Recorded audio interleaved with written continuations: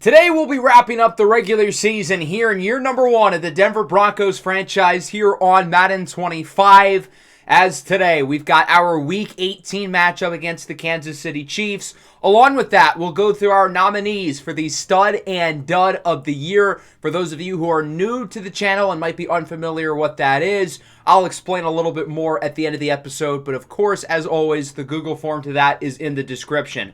We also have our final prospect profile of the season as well, covering the linebackers and defensive backs in this year's draft class. And with that, we will have gone through every position group in this year's draft. Last time around, we lost to the Bengals 21-13 as we look to play spoiler against the Chiefs, a team who we beat earlier in the season at their place, our only multi-possession win of the entire season. Who would have thought it would have been in Arrowhead against the Chiefs? But we'll start things off here with our prospect profile. We've gone through every position group outside of the linebackers and defensive backs, which we'll be going over now. But it is worth noting that we're going to have a high pick in this year's draft. As it stands now, according to the standings, we would be picking 4th overall. That is obviously subject to change based on what happens today. New England already has the number 1 pick locked up. They will presumably choose Jordan Burch. And after that, who knows what the order is going to look like. We could theoretically pick as high as 2 and as low as number 12, depending on what happens around the rest of the NFL. I don't really believe in tanking here this late into the season, but for those of you who really care about draft positioning, that's where we currently stand.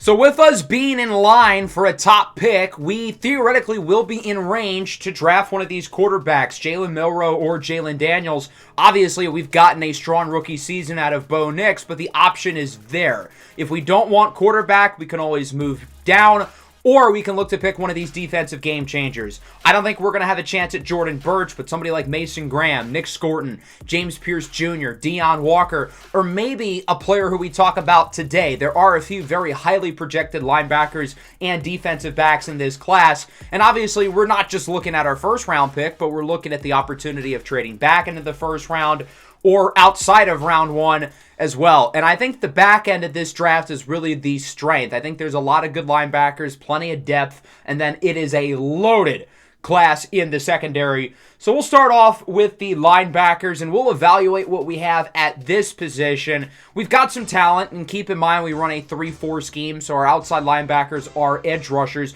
And we've got some good players here, some good young pieces like Baron Browning, Jonah Ellis, Jonathan Cooper, Nick Benito, but we don't really have an alpha pass rusher. And then inside, we've got some talent. Drew Sanders coming back next year, I think, is going to be a big deal.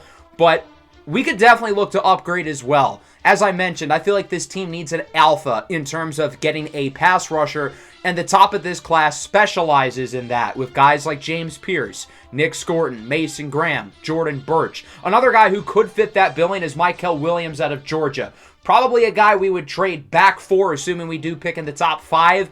But I think this is an opportunity that could make a lot of sense if we move back a few spots.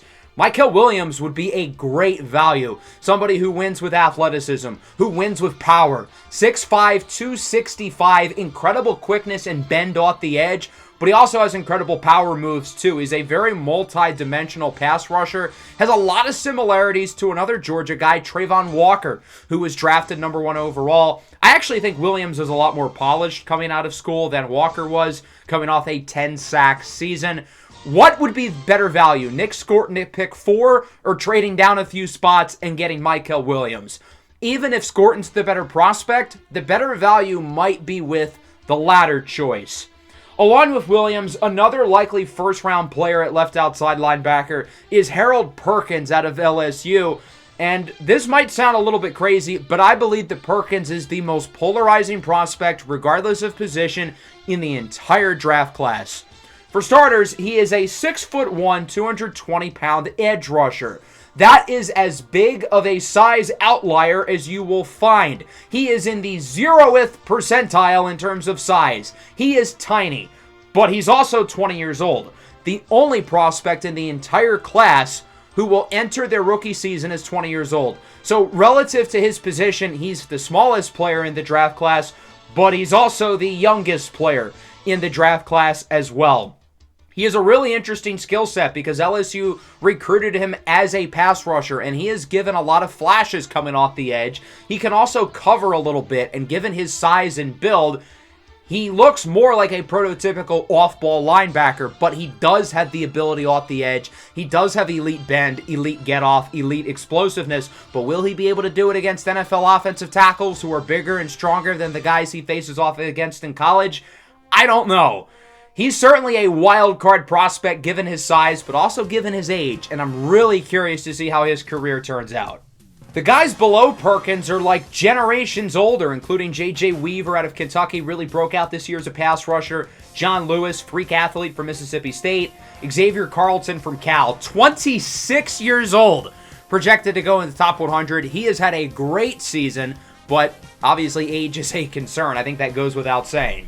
Kareem Reed and Kavian Gaither could be intriguing day 3 options. Gaither, I think, is more of a safety coming out of Sam Houston State.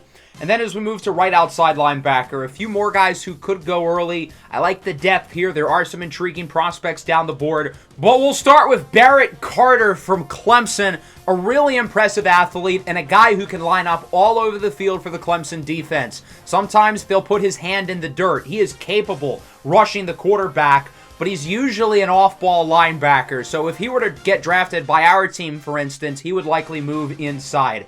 Really good cover player, natural athlete, floating around the field in zone coverage, and I think he's a solid enough run defender as well. He checks off all the boxes you look for in an off-ball linebacker, somebody who can cover, somebody who can run sideline to sideline, stop the run, but can also be a threat off the edge or blitzing. Off-ball linebackers do not have a high hit rate in the first round, but I think with somebody as reliable and consistent as Barrett Carter, he's somebody I believe could absolutely change the trend. Along with him, a pretty similar prospect in some ways is Jeffrey Bassa out of Oregon, who's had an incredible season. The Ducks have used him as a major blitz threat, and he finished with 14 sacks as a cover linebacker. That's obviously not going to hold up in the NFL, but he's a good cover player. Really good athlete, solid run defender, and even though he's not a natural pass rusher, he's not somebody who's going to line up on the edge often, and similar to Carter, if he were to get drafted by us, for instance, he would be an off-ball linebacker, but the sack production is hard to ignore, even if it's clearly not sustainable at the next level. A small school guy who I like quite a bit is Bentley Mitchell from South Dakota State. Prototypical size and length at the edge position, 6'4", 260. He had 14.5 sacks this year amongst the leaders in the FCS. Obviously, it's a big jump in competition, but I think he's the type of prospect who can handle it. Colin Oliver from Oklahoma State, undersized, raw edge rusher. He may tower over Harold Perkins, but so does every other edge rusher in this class. And then as we look at inside linebacker, there are already a couple off-ball guys we went over, such as Barrett Carter and Jeffrey Bassa, but Madden needs to categorize linebackers by off-ball prospects and edge rushers. It's 2024. What are we doing? Anyway, the top projected inside linebackers in this class are Smael Mondon Jr. from Georgia and Ty Wise from Miami of Ohio. I don't think these two prospects could be any more opposite of each other, and I think these guys are going to be very split on teams' boards, and I wouldn't be surprised if Wise is the first one gone. It's a matter of flavor and what teams are specifically looking for in terms of a skill set. With Smael Mondon, you're getting the upside of the two. This is the freak athlete, the rangy cover linebacker, 5-star high school recruit, goes to Georgia. He is a really good cover player, really athletic, but not as consistent as a tackler, not as consistent in the run game as, say, Ty Wise is. Mondon does have a reckless driving case on his record, but what Georgia player hasn't gone 100 in his school zone? I'd be a little bit more concerned if he hadn't been arrested by now. It's the Georgia culture, and that suggests that he will buy into an NFL organization and an NFL culture, as he has with Georgia. Anyway, Ty Wise, the other top 50 projected pick here at linebacker. As I mentioned, complete opposite of Mondon. better run defender. I think he's a little bit smarter on the field. I think he's a little bit more experienced, but he's not the cover player that Munden is, and he certainly does not have the athletic upside. If you're a team who is looking for an early contributor, somebody who maybe doesn't have a Pro Bowl ceiling but will be a starter day one, Ty Wise is your guy. And then there are a couple other projected top 100 picks here. That includes Danny Stutzman out of Oklahoma. What I like most about his game is he plays with an edge to him. 6'4", 240, prototypical size you look for as a linebacker. Really good tackler, really good run defender, but he's a solid athlete as well. He isn't a natural cover player, though. Definitely something he's going to have to improve upon, but at least on early downs, he's going to be a major asset as a rookie for whoever drafts him. And if he does develop in coverage, I think he could be quite good. Greg Penn III from LSU is another player I really like. I think he could be a gem in the late third, early fourth round. I think he's being really slept on. He had a strong season this year with LSU. I think his skill set is really well-rounded. This is somebody who's a good tackler, good cover player, solid run defender, and he checks off most of the boxes athletically. He's had a really good season this year for LSU and really hasn't been high on the draft radar for a lot of people, but 100 tackles, an interception, good cover player. I think he's a guy who could end up being a steal. Down the board, I like Tyreen Powell from Rutgers, high ceiling. Jay Higgins from Iowa is a good player. Marlo Wax from Syracuse is quite fun. And now let's move over to the secondary. Definitely an area this team needs to improve upon. We know Patrick Surtain is great. He's one of the best corners in the NFL, but otherwise, it's a little bit bleak here. The pass defense this year has not been good, really, at all. The tackling from the secondary really hasn't been good at all. And given that it's a great defensive back class, you best believe we're going to use one or two pretty valuable draft picks into the secondary. And we'll start things off with Will Johnson out of Michigan, the top projected corner in this class, and somebody who's definitely going to be in play with our top first-round pick. Look at this rep in the Ohio State game. Presses the receiver at the line of scrimmage, bumps him off his route, and basically runs the route for him. At 6'2", 200 pounds, Johnson has prototypical size and length at the cornerback position. You can put him on an island in man coverage. You can trust him in zone coverage. He's a good athlete, and he's got solid ball skills. We saw the 3 interceptions in the college football playoff game against Notre Dame, albeit they were all late in the game. Michigan was blowing them out, and Riley Leonard was just chucking it down the field, hoping to get lucky. But nonetheless, I think Will Johnson on one side and Patrick Surtain on the other side could create a no-fly zone, and I could see a Sauce Gardner-esque impact from Will Johnson in the sense that he's going to look like an all-pro the second he steps on an NFL field. Got a couple other first-round corners here, including Kobe Bryant from Kansas, who in terms of production this year tops every corner in this draft. In the Rose Bowl against Oregon, Evan Stewart, a possible first-round pick, had 1 catch. In the following round of the playoff against Texas, Isaiah Bond could be a first-rounder if he declares. He had 6 receptions, but I don't think any of them were off of Kobe Bryant. In the rare instance where a quarterback is throwing the ball his way, the ball usually ends up in his hands. 7 interceptions, tied for the lead in the FBS. He has the best ball skills of any corner in this draft. We saw massive improvements in his cover ability. He's a little bit undersized, 6 foot 170. Don't love the skinniness, and that could hurt his physicality at the NFL level, but otherwise he checks off all the boxes and could easily be a top half of the first-round pick. Notre Dame's Benjamin Morrison is another player who I think probably goes in the first round, assuming he does declare for the draft. Had an incredible game at the end of the year against USC with 2 interceptions, including the game winner. 6 foot, 185 pounds. He's got solid size, solid length at the position, and he's just been a really consistent cover player now for a few years with the Fighting Irish, and there's really no holes in his game. Man coverage, zone coverage, press coverage, athleticism. He's really, really good. And again, assuming he declares, there's no reason to think he won't be a first-round pick, and I think some teams might have him higher than Kobe Bryant on their boards, given that he beats out Bryant in terms of size and physicality, even if Bryant's production and ball skills this year were a little bit better. Denzel Burke from Ohio State could also be a first-rounder. could have been a high pick last year, decided to return to school, and he had an even better season this year as a senior. Maybe the one corner in this class who can match Kobe Bryant in terms of ball skills. He had 6 interceptions this year, including 1 in both of Ohio State's playoff games. Really good in zone coverage, a little bit inconsistent in man, and that's why he is projected a little bit lower than Morrison, Bryant, and Johnson.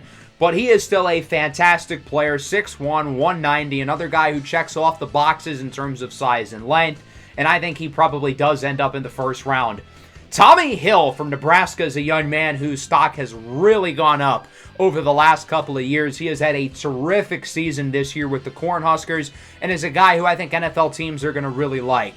He is a sticky cover player who has good ball skills, good size, good athleticism, and with a good combine could absolutely play his way into first-round discussion if he's not already there to begin with.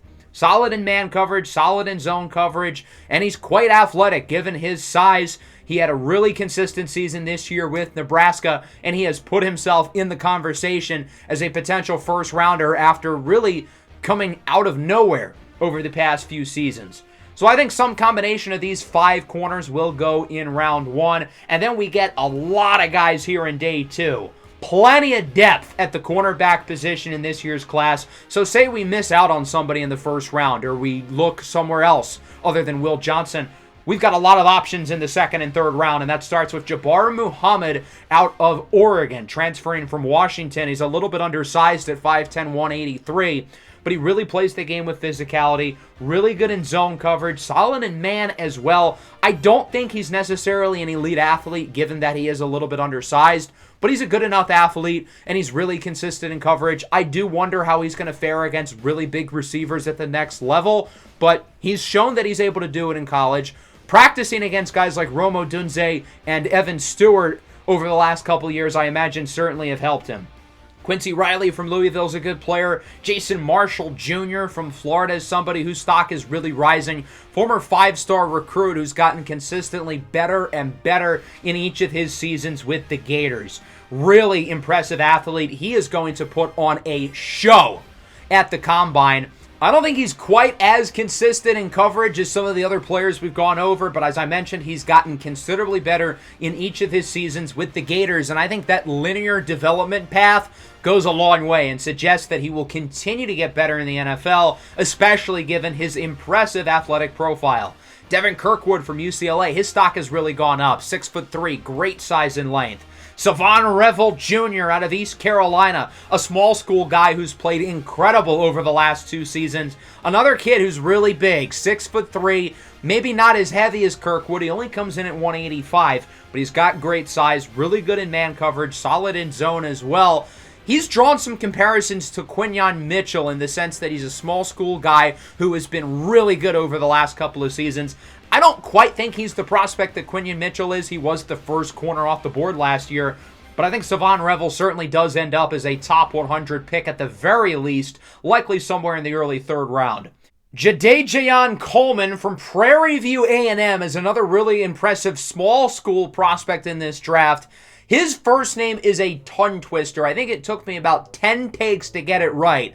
Jadejayon Coleman is how you say it. 6'3", 205, really big, really physical corner, is not an elite athlete, but he is very technically sound, really good in press coverage.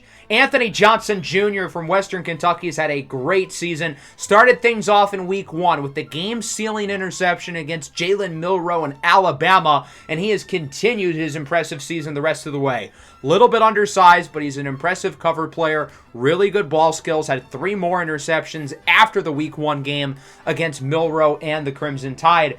And he has played himself into top 100 consideration. If teams look past the size, I think they'll be happy with the player they're getting. On day 3, Dorian Strachan, John Humphrey, Mello Dotson, Kansas guy, projected in the early 5th round, had a solid season this year with us. And there's some intriguing depth players. I like Zemiah Vaughn from Utah, Jordan Oladokin from Bowling Green. If you want a major gem down the board, Jamari Bellamy from Air Force, I thought had a really good season.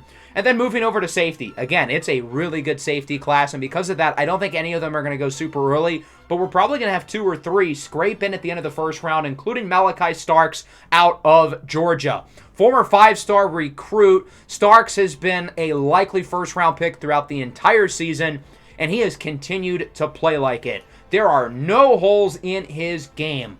Really good cover player, really good ball skills, solid run defender, very athletic, and he's one of the bigger safeties here at 6'1", 205. He would probably go earlier most years, but because it's such a good safety class with a lot of other good players down the board, a team might not be willing to pick him in the middle of the first round because they feel like they can get somebody close to as good in the second or third round. Andrew Mukuba from Texas has had a really good season. We saw him in the Cotton Bowl game against Kansas. He had an interception off of Jalen Daniels. The Clemson transfer has had a really good season this year with the Longhorns. He's been a highly projected player for a little while, but with his transfer, his stock has been a little bit up and down, but he's had a great season this year with the Longhorns. I think building himself back to being a top 50 pick, likely somewhere in the early to mid-second round. Sebastian Castro from Iowa has been really good over the last couple of years, has some questions though with size and athleticism. Xavier Watts from Notre Dame, really fun player, 10 interceptions over the last 2 seasons, has the best ball skills of any safety in this class. He was a wide receiver coming out of high school, converted into being a defensive back, and it's easy to tell. He looks like a wide receiver going after the ball, but he's turned into a really good cover player with the Irish. He does have some questions athletically, though. I don't think he's necessarily quite the athlete that some of these other top projected picks are, but otherwise I think he's really good. Rod Moore from Michigan's a fun player. Malachi Moore from Alabama, somebody who lines up all over the field. And then moving over to strong safety. 6 guys slated in the top 100. We'll start with Billy Bowman Jr. from Oklahoma, who's had a terrific season. One of, if not the very best safety in the nation this year. A little bit undersized at 5'10", 190. But otherwise, he checks the boxes. This is somebody who you can use as your deep center field free safety. You can have him in man coverage in the nickel, which I think he's going to play a lot. He's a freak athlete as well. I think he could play a Brian Branch role for a team, somebody who lines up all over the field and is able to produce in a variety of different ways. Next up, we've got Hunter Wohler from Wisconsin, 6'2", 215 pounds. Physical safety, really good tackler, very solid cover player as well. And this is somebody who I think is going to have a really high floor. He doesn't really have many weaknesses in his game, along with the fact that he's an impressive athlete and he's quite big. I don't see a path where he fails, and because of that, I could see him sneaking into the first round.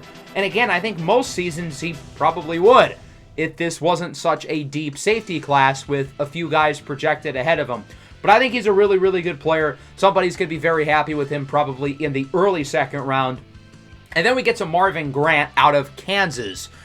Marvin Grant was absolutely awesome the entire season for the Jayhawks this year. We got a front row seat to watching him.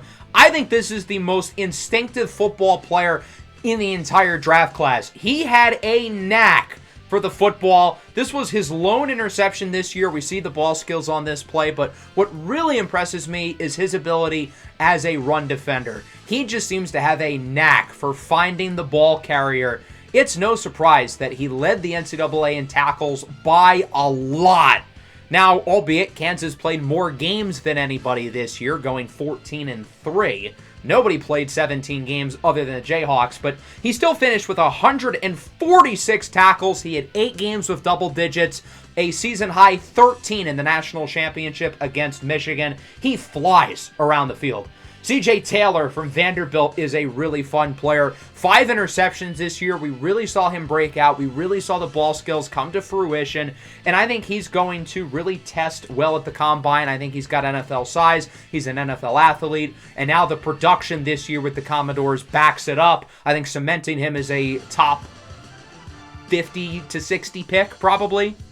For a Vanderbilt team who only won 1 game this year and did not have many bright spots, Taylor certainly was the best player for that team. And then looking down the board a little bit, I like Jedi Barron out of Texas. Probably going to play in the nickel in the NFL. Really versatile player who can wear a lot of hats for your defense. And then Tysheem Johnson out of Oregon. And one of the most valuable players in the nation's most talented defense. A little bit undersized, 5'10", 195, but good cover player. really good ball skills, good run defender as well. This is another guy who I think is going to line up all over the field in the NFL.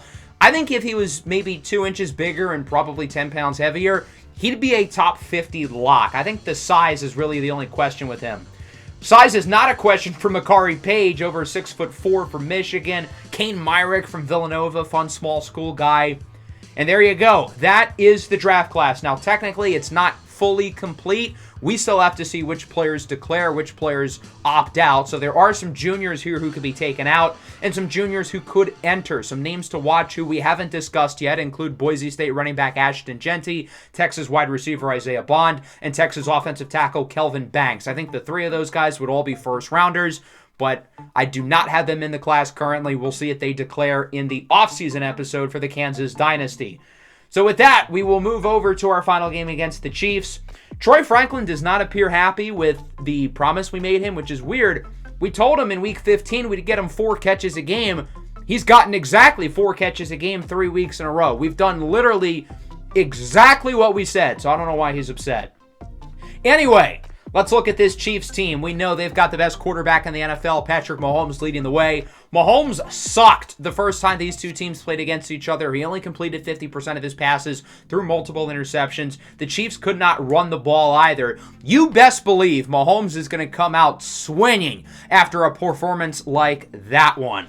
We do have a couple roster spots with some players on IR, so we're going to sign Matt Lee, a center off of the Bengals practice squad, and then defensively we'll add rookie Javonte Jean-Baptiste from the Cardinals. And with that, we will enter our final regular season game of the year here in Season 1, as we currently sit at 5-11, looking to spoil the fun for the Kansas City Chiefs, who with a win clinched the division. If they lose this game, they'll need a Raiders win over the Chargers to still clinch the division. Mahomes was not the only guy who struggled in these two teams' first meetings. As I mentioned, they couldn't run the ball. The defense was not great. We'll see if they're able to stop Bo Nix, who was around 270 passing yards away from breaking Andrew Luck's rookie record for passing yards in a season. We'll see if he's able to break the mark. 3rd down and 9 from the 42. Broncos rocking the throwbacks today. Up the middle. Franklin does not get the first down. He is just shy, wrapped up by Drew Tranquill. It's too early to go for it. Denver decides to punt it away. And we take a look at the Chiefs offense. Mahomes looking for a better performance. The run game certainly looking to do better. I think Pacheco had single-digit yards. But Mahomes is sacked. It's Ioma Uwazurike. Brings him down for a loss of 6. Good to see Uwazurike making a play, trying to vie for a rotation role next year. 3rd and 11. Mahomes launches it up for Worthy. And it's deflected there at the end by Riley Moss. Mahomes had that go the entire way almost. If it had a little more juice on it, that's a touchdown for Worthy. Broncos back with it, not for long. Drew Tranquill with the interception off of Bo Nix. And Kansas City gets it back. Bad read by Nix up the middle. I don't really know what he was thinking there, to be completely honest. And so the Chiefs force the turnover. We'll see if they're able to capitalize and score first. Turnovers were the name of the game in the matchup back in Week 10. Here's Kelce, wide open into the end zone for a touchdown. A one-play drive off the interception, a 45-yard touchdown for Taylor's boyfriend. And the Kansas City Chiefs strike first. They lead 7-0. Broncos back with it. Javonte Williams close to the 1,000 yards mark on the ground. It would be the first time he ever got it. Probably about 50 yards away. We'll see if he's able to get the job done in this game. 2nd and 6 past midfield. Denver obviously looking for a better drive coming off the interception. Here is Nix. Under pressure, he is sacked. B.J. Thompson, the young edge rusher from Stephen F. Austin, brings him down. And that'll make it a 3rd down and 14. Garrett Bowles there allowing the sack, the veteran in what could be his last game here in Denver. Javonte on the screen, nearly gets the first down. Wrapped up just shy by Brian Cook. 4th and 2 at the 42. Denver wants to win the field position battle. They again punt it away. Kansas City gets it back. Just over a minute left in the first quarter from the 37 with Travis Kelce in motion. Mahomes under a little pressure. He is sacked. Jonathan Cooper brings him down. Another impending free agent. A lot of guys on this team not under contract next year, as it's now 3rd and long. Mahomes looks to throw it under more pressure. Pass rush looking good early, but he delivers a dime, and it's caught for a first down by Rashee Rice.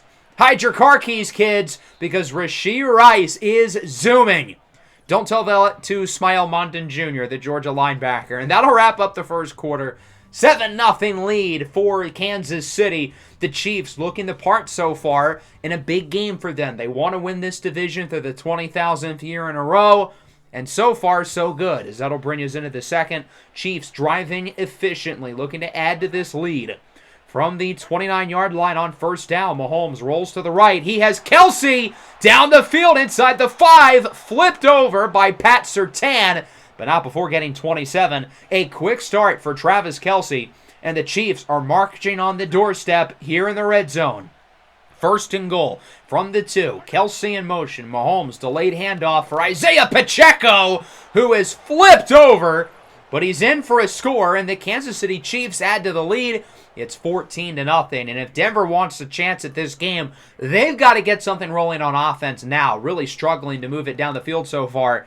Next, with rushing room, gets the first, wrapped up by Tranquil, who's been all over the field for this Chiefs defense. Good run, though, for Bo Nix, keeping the chains moving. Now from the 45. Denver's consistently brought it close to midfield, but this is where their drives have ended. Here's a big play, though, for Troy Franklin. Jukes away from the defender, gets it to the 30. And Franklin is hurt, grabbing at his wrist. Injuries have been a story in this game for Denver. They've also lost Zach Allen, Baron Browning, and Greg Dulcich today. From the 30, Bo Nix lobs it up, and it's caught by Mims! That seriously might be the most impressive throw I've seen him make all year. He was under pressure, lobs it up perfectly into the basket for Marvin Mims. First and goal, Javonte walks it in for a score. Denver needed an answer, and they do. Troy Franklin with the big play, Marvin Mims with the huge catch, and Javonte Williams finishes the drive with the score. I believe that is his 12th on the ground this year, and it's 14-7. We'll see if the Chiefs can respond halfway through the second quarter. Mahomes on 2nd and 1 has Kelce. Stiff arms Brandon Jones, and is going to be wrapped up at around the 39-yard line. Kansas City would move it efficiently down the field, back into the red zone here at the 2-minute warning. 2nd and 2. Play action fake. Mahomes. Kelce again! Travis Kelce with over 100 yards here in the first half gets his second score of the game. Denver's defense has had a rough one. I think the Bronco defense has been quite well over the last few weeks, minus the first half against Indy. But today it's been a different story. They are getting clobbered. So now we'll see what the offense can do. Nice play by Jaleel McLaughlin. He's able to get the first down. Denver with it at the 39, around a minute to go here in the first half. Here is Nix under pressure, and he fires for Cortland Sutton. And with that catch, Sutton is now over 1,000 yards on the year. A pretty exciting milestone for the veteran wideout. 3rd and 10, 30 to go in the half. Mahomes, that is not Mahomes. I wish he was. Bo Nix goes short for McLaughlin.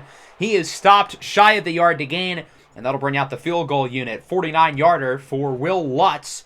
That one is right down the middle. Interesting decision to kick there. My thought process is there wasn't a lot of time left in the first half. I wasn't confident we were going to be able to score a touchdown. I don't want to give the Chiefs good field position if we miss the 4th down try, so let's take the points, make this game a little bit closer. 21-10 going into the break as we take a look at our halftime report around the rest of the NFL. Obviously, the game that matters for Chiefs fans, along with this one, is the Chargers facing off against the Las Vegas Raiders. Pretty close game so far. The Chargers with the slight edge with this touchdown from Justin Herbert to Amari Cooper. They lead it 10-9. Now, if the Chiefs do beat us, the result of this game won't really matter. The Chiefs had the tiebreaker over the Chargers, but if we do come back and win, then again, the Chiefs are going to need a Raider win. Otherwise, the Chargers will win the AFC West. The Chargers are counting on us. We don't want to let them down. Next up, we head to Arizona. The Cardinals are a team whose performance matters in terms of draft position. Arizona is one of the 3 teams ahead of us right now in terms of draft positioning, but this touchdown by the rookie Trey Benson has them ahead 10-3. So let's say the Chiefs do end up beating us and the Cardinals beat San Francisco. If everything holds, that would push us into the top 3 of this year's draft. And finally, in Los Angeles, the Rams and the Seahawks. The Rams playing for seeding, the Seahawks playing for draft positioning. Pretty exciting game here, tied at 14. Another touchdown for Cooper Kupp continuing his likely Offensive Player of the Year season. They said he was washed coming into the year, and Cooper Kupp has proved the naysayers wrong. Knotted up at 14 between the Rams and the Seahawks, as that'll bring us here to the second half. I've seen some good things from the offense. Definitely looked better there in the second quarter. Bo Nix has not been efficient short, but he has been efficient going deep. So we've got to get the short game going. That's where he's most comfortable. And then defensively, a complete opposite of what we got in the matchup against the Chiefs at Arrowhead. They've ran the ball pretty well, and Mahomes, who was superbly inaccurate when we played them earlier, now only has 2 incompletions.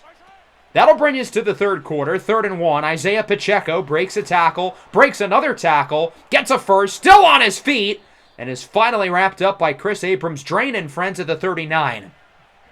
Big-time running backs have not been successful against Denver this year. Pacheco wasn't the first time these teams met, but today he is running it down their throats. Play action, Mahomes. Quick throw, it's caught by the rookie, Xavier Worthy, who brings it to the 13-yard line. Worthy, a dynamic weapon, obviously broke the 40-yard dash record this year at the NFL Combine.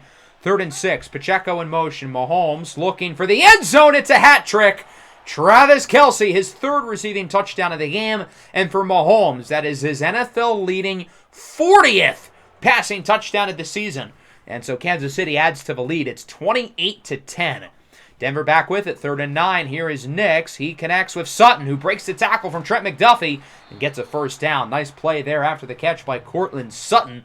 And that'll keep the chains moving for the Broncos, whose offense is looking to continue to move down the field and add some more points. On first down, Javonte Williams smothered behind the line of scrimmage for a loss of 3. Leo Chanel, the standout 3rd-year linebacker, one of the most underrated players really in the NFL, brings him down. 2nd and 13, short pass caught by Lucas Kroll. When Kroll has gotten opportunities, he's been really good. He's performed better than Greg Dulcich and Adam Troutman have, considering the snap counts, and he makes a nice play there. From the 35, Nix fires for Marvin Mims. He brings it to the 15. We saw Sutton break the 1,000 yards mark. We know Javonte Williams is close. So is Marvin Mims. We'll see if he's able to break that threshold today. 3rd and 3 from the 8. Mims in motion. Nix hands it off for Jaleel McLaughlin. Gets the first. Fumbles the ball. And it's picked up by Kansas City at the 1.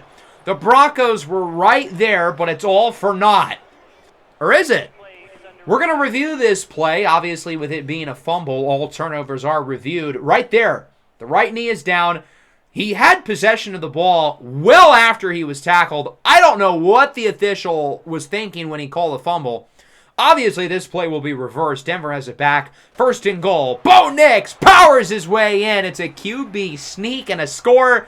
Bo Nix with the Gronk spike. And we're going to go for 2. Try to make it a clean 10-point deficit. Look, it's the second half of our last game of the season. Why not? Nix goes short. Jaleel McLaughlin celebrates and is in. 28-18. An 8-point possession for the Broncos. We're not out of this game. Chargers fans, hold on to your hats. We might be doing you a favor. Pacheco loses yardage. The rookie, Jonah Ellis, leads the way.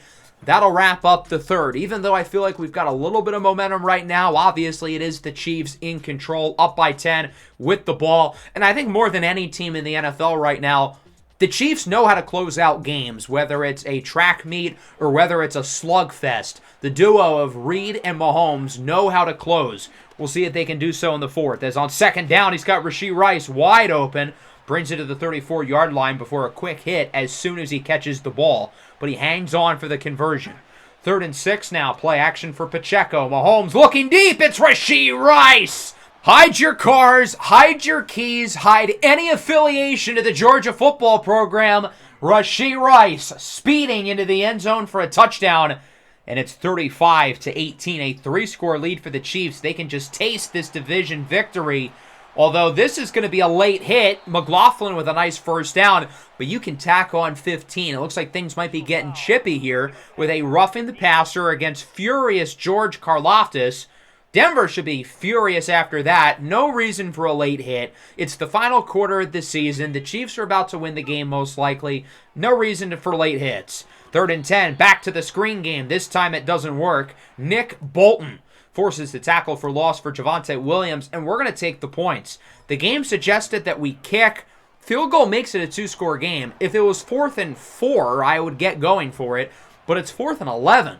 Chiefs have it back. They have chewed clock very well, taking 4 minutes off as it's now a 3rd and 8 from the 31. Mahomes goes short. It's caught by Worthy, breaks a tackle, but is wrapped up by P.J. Locke and with the initial hit by Riley Moss. 4th and 2 at the 2-minute warning, and they're going to go for it. They're looking to close this game out for good. I think this is a really bad call, but it works. So who am I to judge? Andy Reid is a 3-time Super Bowl champ. He knows more than I do, clearly. And with time winding down, the Chiefs are going to kick a field goal. Seems kind of unnecessary. Some extra salt in the wound. What is Harrison Butker cooking? If it was up to him, it would be a woman cooking.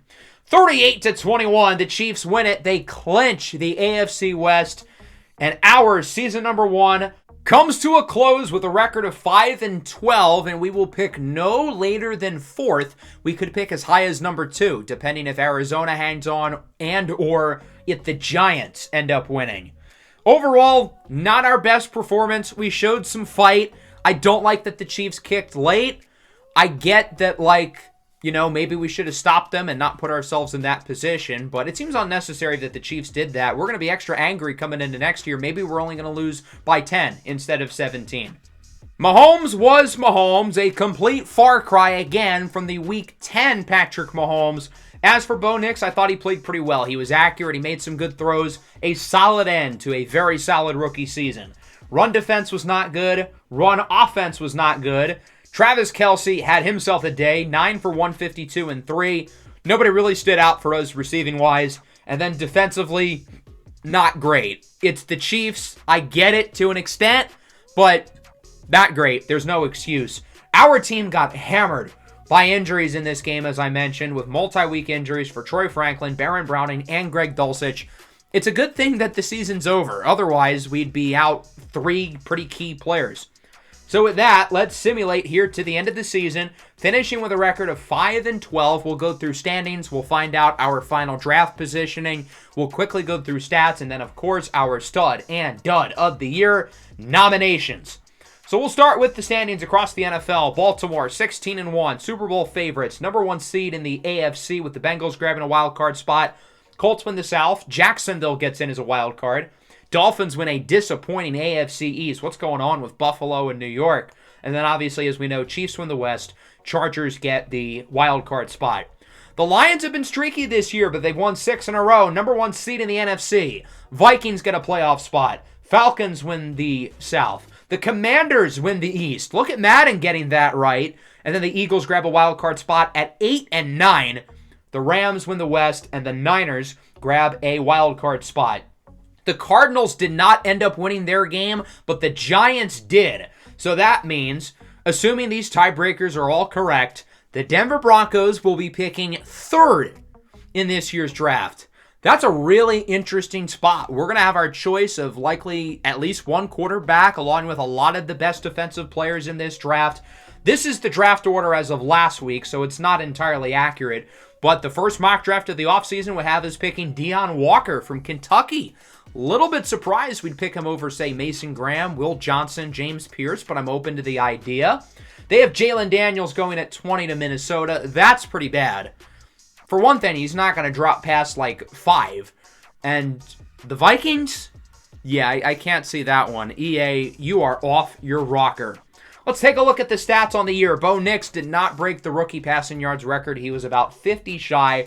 Overall, a solid season, though, all things considered, for Bo Nix. Does it stop us from drafting Milroe or Daniels? We'll see. But regardless, I think Bo Nix is an NFL quarterback. Javonte Williams, a little bit shy of the 1,000 yards, as was Marvin Mims, while Cortland Sutton did hit the mark. 1,029 yards on 66 catches and 8 touchdowns. Reynolds and Franklin, pretty solid. Very balanced in terms of the receiving. A lot of different guys getting the ball. The offensive line had their ups and downs. Quinn Miners was disappointing. At least he was healthy. I can't say that for just about everybody else. And then defensively, again, ups and downs. The run defense was fantastic. The pass defense was horrible. The pass rush was up and down. The coverage outside of Surtain was shaky. And then the special teams was fine. Nothing exciting, but not bad, I would say. So let's go through our studs and duds of the year. The stud of the year is for somebody who has really exceeded expectations based on prior expectations or their overall rating. And then the dud of the year is the complete opposite. Somebody who we had high expectations for and they didn't deliver. The winner will get +3 to their overall rating and a dev trait boost. Second place gets +2. Third place gets +1. And then dud of the year is obviously the exact opposite. We'll start with Marvin Mims, who really broke out here in his second season. I thought he was one of the best players on the offense. Almost 1,000 yards receiving, 65 receptions. He avoided the drops, good plays after the catch. Only scored twice, though. The touchdown production has been an issue. But otherwise, I thought he was really good, and I'm confident with him as a starter next year. Nick Benito is an interesting one because he actually had more sacks on less snaps last season. But for a 75 overall normal development player, Benito's developed really well over the last 2 seasons. He's really improved as a run defender, and I thought he got better as this season went along as a pass rusher, and I feel like he deserves a boost. Chris Abrams-Drain, the 5th-round rookie out of Missouri, had a really solid season, usually in the nickel. I thought he was especially good earlier in the season, then his production kind of tailed off, but he was still really good. Another rookie who I thought about putting on the list is Nick Gargiulo. He started in around half of our games on the offensive line as a 7th-round rookie.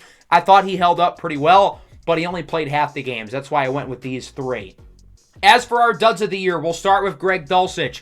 This was supposed to be the year he put it all together, and it just didn't happen. He got outplayed by Lucas Krull, for Christ's sakes. Dulcich played in 15 games, but health was still an issue with him. He was banged up throughout the year. When he was on the field, though, that's the big thing. He had an opportunity, and he wasn't that good. Quinn Miners will be our second dud of the year candidate. Miners is one of the best players on this team. He's the 6th-ranked right guard in the game, and we paid him like the best player at his position in the NFL. Certainly did not look the part. He played better after the bye week, but he really just was not that good. He was one of our worst offensive linemen this year. But again, at the very least, at least he stayed healthy. Can't really say the same for Garrett Bowles, or certainly not Mike McGlinchey. But he was not very good this year. And then Zach Allen is the third and final player here. He only played 10 games, could not stay on the field, under 300 snaps played, so already, medical, not good. He got injured at least 4 times this year. When he was on the field, the production was very subpar. 13 tackles, just 5 for a loss, and only half a sack. That came last week against the Bengals. So he could not consistently stay on the field with a bunch of lingering injuries. That's never really been an issue for him in the past. And it wasn't just, again, 1 or 2 freak injuries. It was often. As we look at his snap counts throughout the season, was healthy early, gets hurt in week 4, comes back, gets hurt in week 7, gets hurt in week 8, doesn't come back until week 15, and then gets hurt after 2 snaps here against the Chiefs. And when he was on the field, he was a total non-factor, and I had high expectations for him. I thought he was going to be really good along with John Franklin Myers. Wasn't the case. So in the next episode, we'll go through the playoffs. We'll recap the season more in depth. We might start the offseason as well. I haven't fully decided how I'm going to structure the offseason episode, so you'll just have to wait and see for the next one. Hope you guys enjoyed. Make sure to leave a like and subscribe to the channel if you are new. Peace out.